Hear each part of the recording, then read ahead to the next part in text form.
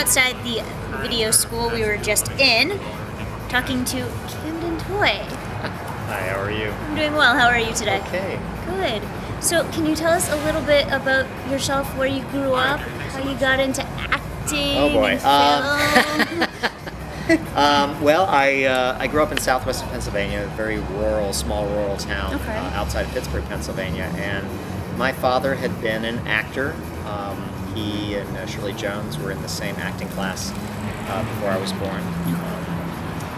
And he also studied makeup, so he realized that he might be able to do makeup. So he was out here and actually came out to California before I was born, tried to work with Wally Westmore for a short while at Paramount. Unfortunately, the makeup guild was closed at that time, so there was no way for him to get in. So they went back to Pennsylvania, and at a very early age, I got into his makeup kit. I was about 5 or 6 years old, and instead of him getting angry, he said, "Hey, you want me to show you how to use that?"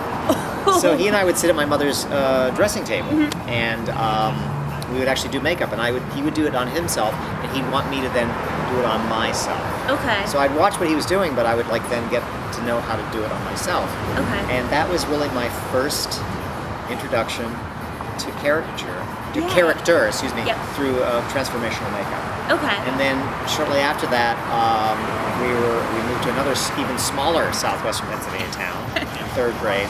And that same summer, there was a summer theater called the Apple Hill Playhouse that was opening up. And it was run by 3 producers based out of New York. And actually, one of them went on to do a lot of writing for Maude and television show Maude and All in the Family, Harry Colley. And they let me, this little kid, hang out there every summer into my teens. Wow. Because I guess my family had befriended them, and so I literally grew up in the theater. You grew up in the theater? Yeah. So did they put you on stage and backstage occasionally, or just kind of hang out there? Occasionally there were roles for me, but not that many for a young child. So once in a while, there'd be a small role for me, like on Cat on a Hot Tin Roof for the kids, and there were a couple other shows, I can't remember which shows, but mostly I got a chance to see how actors rehearse. They let me sit in on rehearsals. I learned how sets were built, how sets were designed, how sets were put up, how sets were taken down, how to clean the toilets. I literally learned everything at this theater, and that's really, and they did a new show every week. Every week. So I was watching a new show, and they let me see the show, unless the show was a little bit of adult adult and then they content. say, But most of the time, they did comedies. Yeah. So I got to see all these shows from the time I was 10. Okay. So I literally, like I said, I literally grew up in the theater. You grew up in the theater. So when did you make the move out here and start doing acting? Well, I started studying acting in 3rd grade. Pittsburgh Playhouse. Studied Shakespeare in 4th grade. Which I was way in over my head. But, of course. Yeah. But and then I was very lucky, and then I went to a high school that emphasized the arts. So I had an acting teacher, and a mime teacher, and a movement teacher, and a speech teacher. That was pretty amazing. And then I moved to San Francisco in my 20s, and then ended up moving to New York a number of years later. And did theater there? I did a lot of theater in New York. I was also one of the founding members of a theater company called Nada, which was kind of the Lower East Side public theater, the Lower East Side. Like John Leguizamo came through, did some of his work there.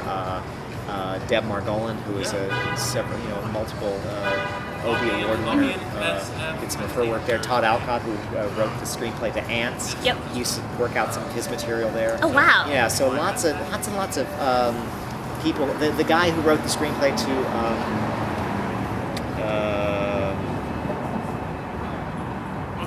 what was it? Thanks for the something about the Julie Newmar. What is that called? Thanks for the Wong Fu. Thank you, Julie Newmar. What is that called? I'm not sure. I'm embarrassed to say it. Oh no! Anyways, and none of us can remember. Anyway, Carter Bean, who wrote the screenplay of that, he did some of his plays at Nada. It's like a lot of people came through there. I was one of the members. Okay, that's exciting. Did a lot of solo theater there. Did a lot of ensemble theater. Ended up moving to LA in '97. Started doing more film and television. I guess it was time.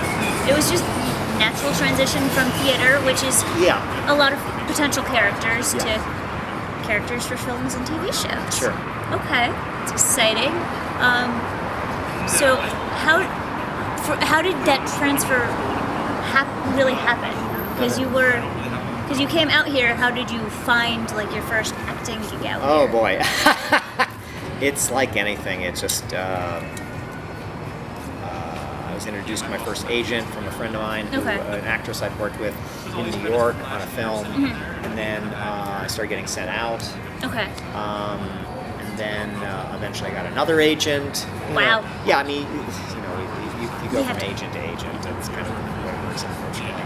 I got my first job on Buffy the Vampire Slayer on the episode. Buffy! Thank you.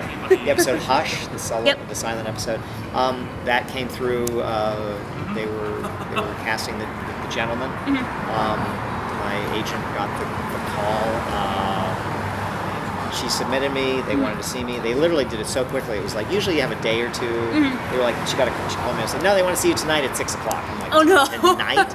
What about a script? And she was like, there's no script. Just go. Yep. So we went. There was an improv. Scared the bejesus out of Joss Whedon. Did you go in makeup then? No. You never do that. No. In fact, you don't know what the makeup is. Well, yeah, obviously. You don't know what the makeup is. So they just had me do a little improv. And literally, Joss was kind of like, "Thank you. Go away. Thank you. Oh God, I'm gonna have nightmares now. Okay, thank you." So I mean, I thought, well, I either have the role or he thinks I'm a total psycho.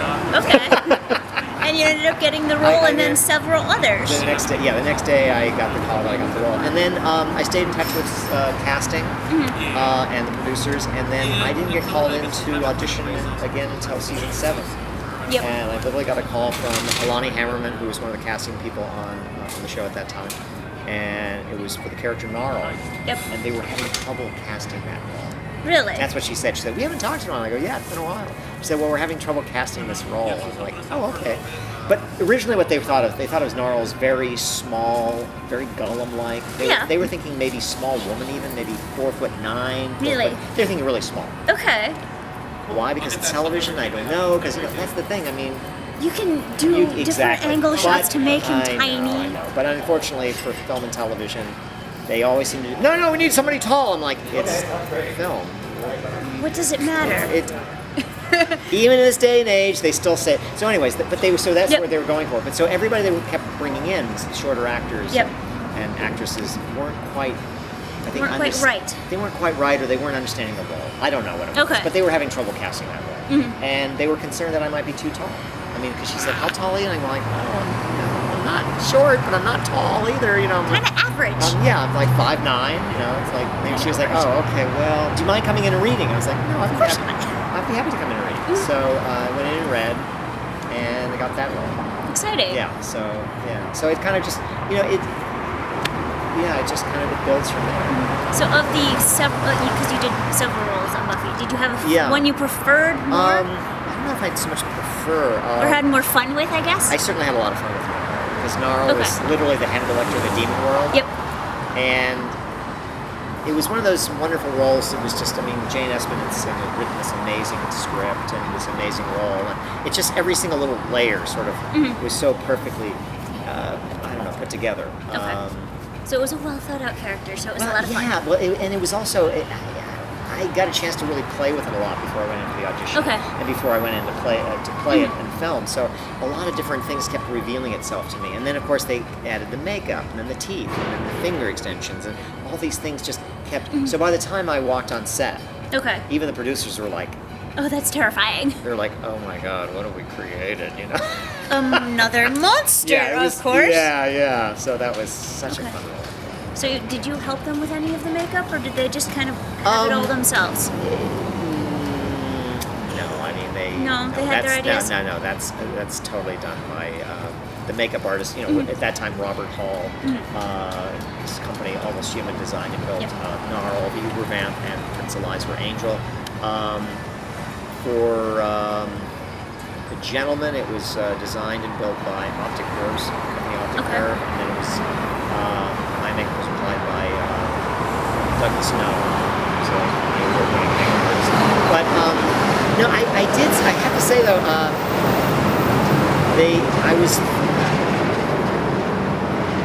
I was so thrilled that they rethought the makeup though, because of Doug Jones. Doug Jones and I both scared Joss with our smiles. Of course. Right? Yeah, just with our smiles.